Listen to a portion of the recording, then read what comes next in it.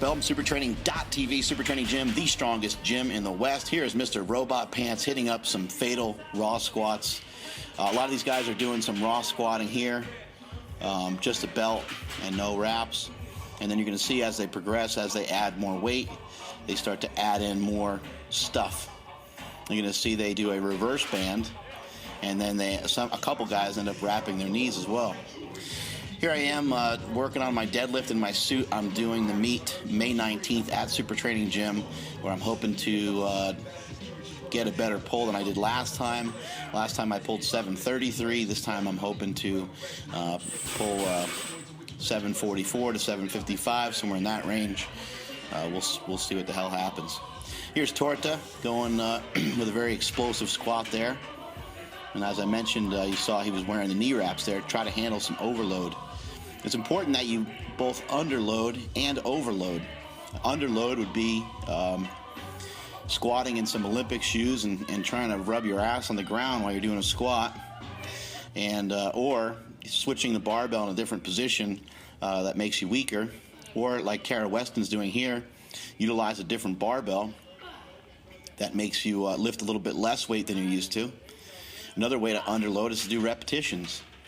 But sometimes you also have to overload. And so that's what these guys are about to do when they throw the band on there. You're going to see they're going to throw the band on there, and they're going to throw some knee wraps on. Some guys, some of our raw lifters will on occasion even throw on a pair of briefs.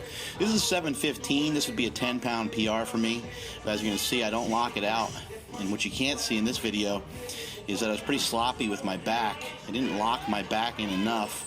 The positioning wasn't terrible off the floor, and actually for me, that looked pretty good. I just, for whatever the hell reason, I just deadlift like shit, for lack of a better term. There's Silent Mike going with some squatting there. You can see he's wearing the slingshot elbow sleeves from howmuchyoubench.net. Those will just kind of help protect your elbows when your hands are back behind you. A lot better than a typical elbow sleeve, because elbow sleeves that are made of neoprene typically just do not grab your elbow in the fashion that these do. If you need more support than that, I also offer something called a multi-purpose wrap, and that'll give you even more support. So here I am trying 715 again. Much better lift, much better attempt, but if you go back and rewind that one and check it out again, you can see I lost my grip. So officially, I'll take it as a gym lift and count it as a 10-pound PR. But really, to critique it and to be honest with myself, that was not a good lift. I did not lock the weight out all the way. Hand was coming loose, weights were coming out of my hand, so I have to clean that up. I clean my form up. I got to get my chest through a little bit more, pull my chest up more. But the main thing is I got to flatten out my back.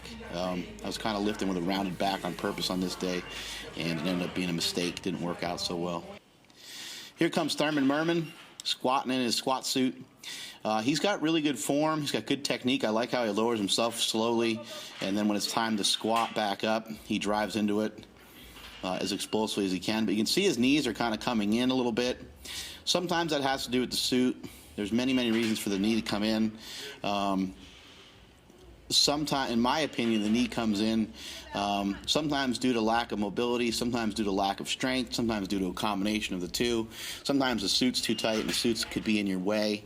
But also your knee does that to kind of impinge the hip and kind of turn on some other muscles as you're coming up out of the hole. And that is it from supertraining.tv.